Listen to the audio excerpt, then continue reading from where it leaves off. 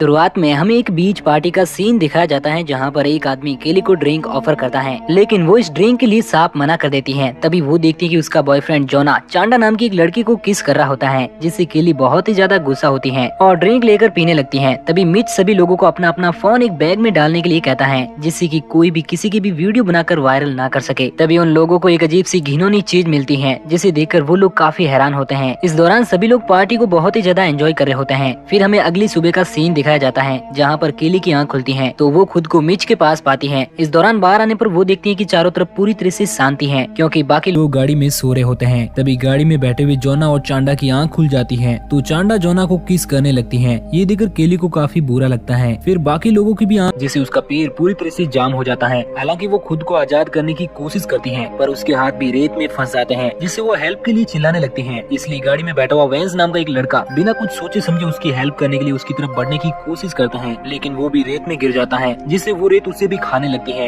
ये देखकर जोना गाड़ी स्टार्ट करने की कोशिश करता है, लेकिन गाड़ी स्टार्ट नहीं होती है। इसलिए वेंस की हेल्प करने के लिए मिच उसकी तरफ रस्सी फेंकता है, लेकिन तब तक बहुत देर हो चुकी होती है, क्योंकि सभी लोगों की देखते ही देखते वेंस को वो रेत पूरी तरह से खा जाती है, जिससे उसकी गर्लफ्रेंड रोनी बहुत ही ज्यादा दुखी होती है। हालांकि पहले तो सभी लोगों को लगता है कि वहाँ पर रेतीला दलदल है, लेकिन रोनी कहती है कि मुझे नहीं लगता कि ये कोई रेतीला दलदल है, क्योंकि हम सभी लोगों ने देखा कि रेत ने वेंस को जिंदा ही खा लिया। हालांकि चांडा बहुत ज्यादा डर गई थी, इसलिए वो उन लोगों से अपना फोन वापस मांगती है, जिससे वो किसी को कॉल करके वहाँ से निकल सके। लेकिन फिर उन्हें याद आता है कि उन सबका फोन गाड़ी की डिक्की में है, इसलिए मिच उन लोगों को गाड़ी स्टार्ट करके आगे बढ़ने के लिए कहता है, जिससे वो फोन निकाल सके। लेकिन बैटरी खत्म होने की वजह से गाड़ी स्टार्ट नहीं होती है, इसलिए मिच सभी लोगों को इंतजार करने के लिए कहता है, ताकि वहाँ पर कोई आकर उन्हें बचा सके। जिसके बाद केली चेक करने के लिए रेत की तरफ अपना हाथ दिखाती है तो उसके अंदर से अजीब तरह के छोटे छोटे टेंटिकल निकलते हैं, जो उसे नुकसान पहुँचाने की कोशिश कर रहे होते हैं। तभी ट्रेश कैन में फंसा हुआ गिल भी होश में आ जाता है, जिससे वो ट्रेन के बाहर निकलने की कोशिश करने लगता है। तो सब लोग उसे मना करते हैं और समझाते हैं कि रेत में कुछ ऐसा है जो लोगों को ही जिंदा खा रहा है, जिससे वेंस और मार्सा पहले ही मारे जा चुके हैं, इसलिए उन्हें संभल कर रहना होगा। लेकिन गिल को कैन में फंसे होने की वजह से बहुत ज्यादा दर्द हो रहा होता है और उसे लगता है कि सब लोग उसके साथ मजाक कर रहे हैं। तो मिच उसे समझाता है कि तुम्हें सिर्फ 2 घंटों के लिए ही वेट करना होगा, क्योंकि कुछ लोग हमारी मदद करने के लिए आ रहे हैं। ये सुनकर गिल इंतजार करने के लिए तैयार हो जाता है। फिर केली मिच से पूछती है कि तुमने हेल्प के बारे में गिल से झूठ क्यों बोला। तो वो कहता है कि तुम सोच भी नहीं सकते कि बिना किसी उम्मीद के कैन में फंसे रहना कितना मुश्किल है। अब कम से कम उसके पास एक उम्मीद तो है,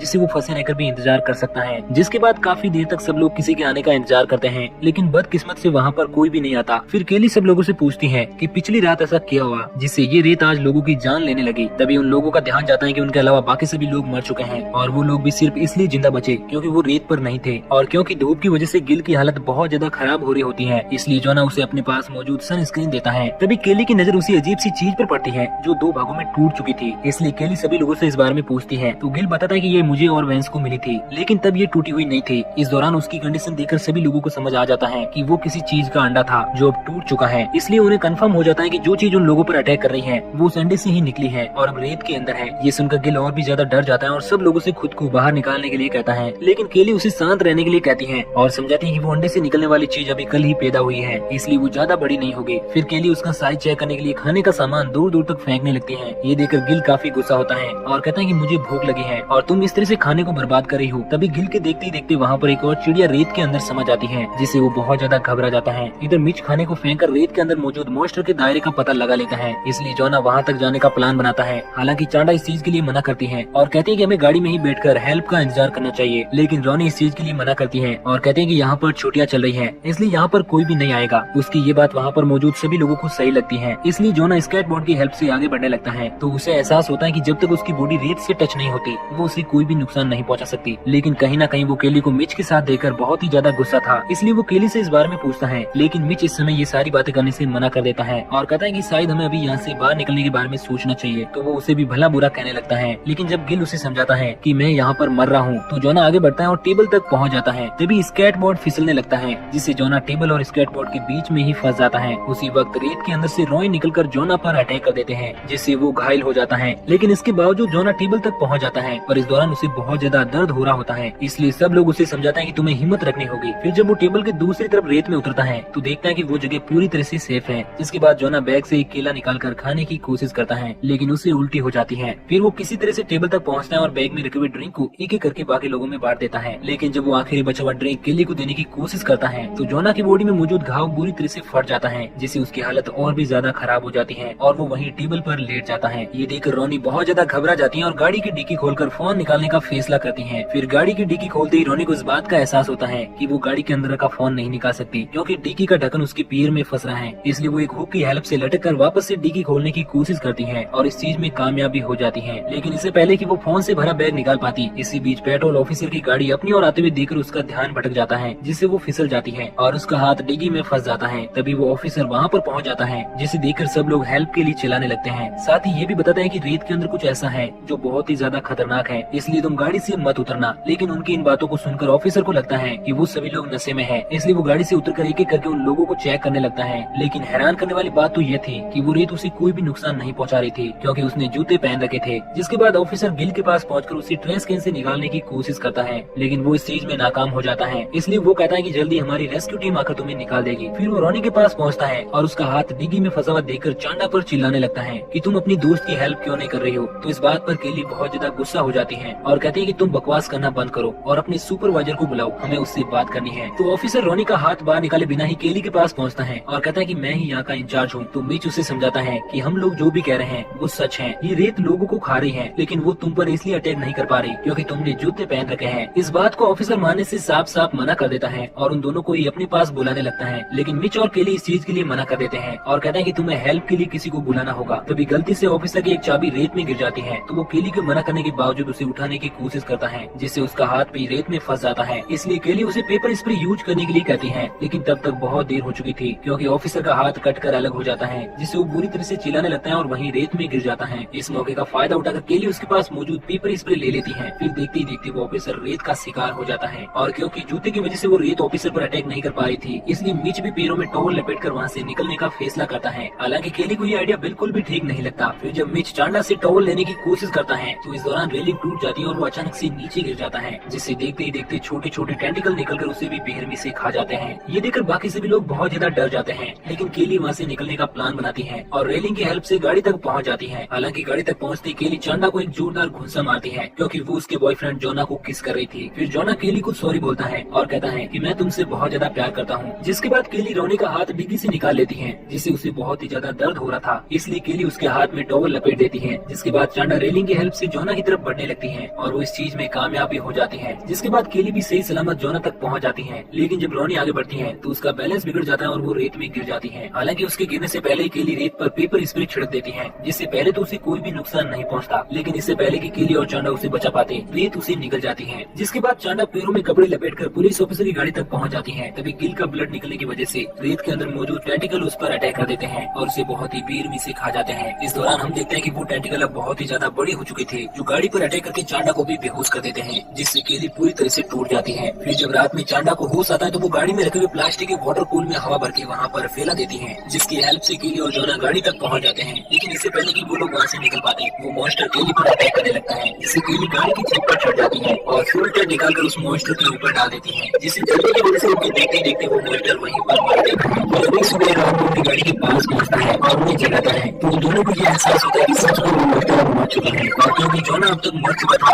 इसलिए चांडा और केली दोनों उसे छोड़कर वहाँ से चली जाती है। हालांकि हम देखते हैं कि वो मॉन्स्टर अभी तक मरा नहीं है, बल्कि समुद्र के रास्ते शहर की तरफ बढ़ रहा है और ये मूवी यहीं पर एंड हो जाती है। तो दोस्तों, आपको ये कहानी कैसी लगी नीचे कमेंट करके जरूर बताना, और अगर आप हमारी वीडियो को पहली बार देख रहे हैं तो प्लीज हमारे चैनल को सब्सक्राइब जरूर करना, क्योंकि आपके एक सब्सक्राइब की वजह से हमें नई वीडियो बनाने का मोटिवेशन मिलता है। तो प्लीज चैनल को सब्सक्राइब करके नोटिफिकेशन बेल को जरूर ऑन कर लेना।